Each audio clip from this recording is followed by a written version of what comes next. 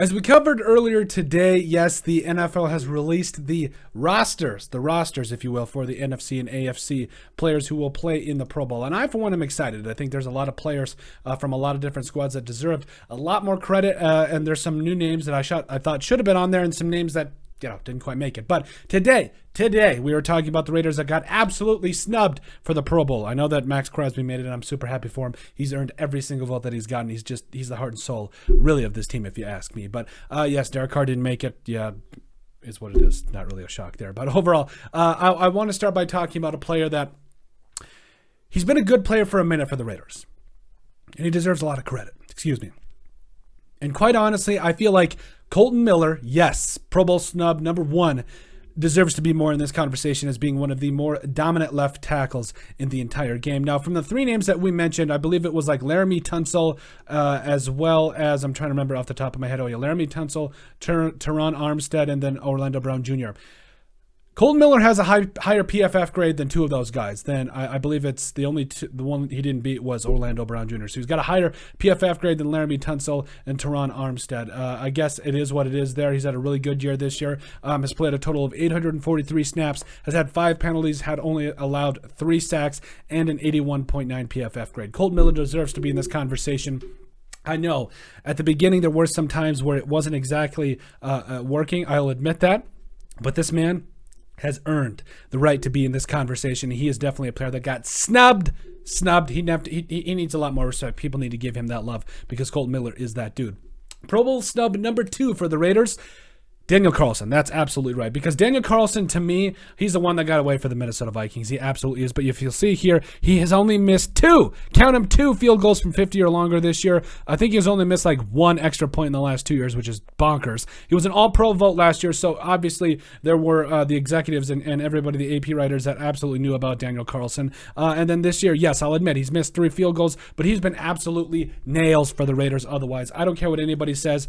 Daniel Carlson definitely deserves to be in that conversation. And I realize at the end of the day, yes, the kickers are maybe only going to probably have 1, but Daniel Carlson should have at least gotten more consideration. He's just been so reliable for the Raiders. It's insane. Also, Pro Bowl snub number 3, punter AJ Cole. Now, I know everybody's just touching on the special teams. Give me a second, all right, would you? And yes, I think there's a lot of other players. Josh Jacobs made it, like we covered. Max Crosby also made it. Devontae Adams made it. You love to see all of that, but AJ Cole, to me, has been probably the best punter in all of football for the last 2 seasons. Like, for my money, I think he's a guy that, quite honestly, he gets the Raiders out of a lot of difficult situations, and he's just that guy that, honestly, you count on him. You can count on him as being your punter and a guy that's going to get you out of those. So yes, he has dropped his touchback percentage. This year. He's got 3 games left to go. He's half a yard short of what he was leading the NFL with 50 yards a punt last year. So yes, he's also had a longest of 67. And quite honestly, I felt like he's a guy that needs to be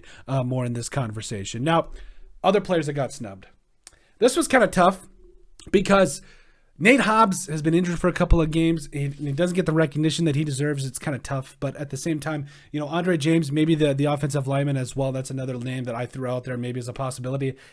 Not really. The rest of that offensive Raiders line. Maybe Dylan Parham in the future, absolutely. Denzel Perryman, the heart and soul in the middle of that defense, another possibility there. But Nate Hobbs, to me, probably should have been in that, definitely in the conversation. Don't even get me started on Chandler Jones. Absolutely not at this point. I know he's been playing better, but he should not have been on that list. And like I said, off the top of my head, there really weren't a lot of other Raiders to me that probably warranted that. I mean, if Darren Waller was healthy for longer during the season, yes, definitely Darren Waller, maybe Hunter Renfrow. But overall, I think those guys, the 2 guys on special teams, and then Kolton Miller, definitely deserved a lot more credit than they've gotten. And yes, they definitely got snubbed from the Pro Bowl. Excuse me. But let us know what you guys think. Make sure you guys like and subscribe down below. Leave a like and a comment. It helps people find the show. We greatly appreciate all the support that we've gotten and continue to get. You guys are all truthfully awesome. We love every single one of you. Down in the description below, you'll find all of our social media platforms. So give us a like and a follow there. Also, remember to give us a listen and sub on iTunes. And finally, if you have anything else you'd like us to cover, send us an email at thesportsbp@yahoo.com or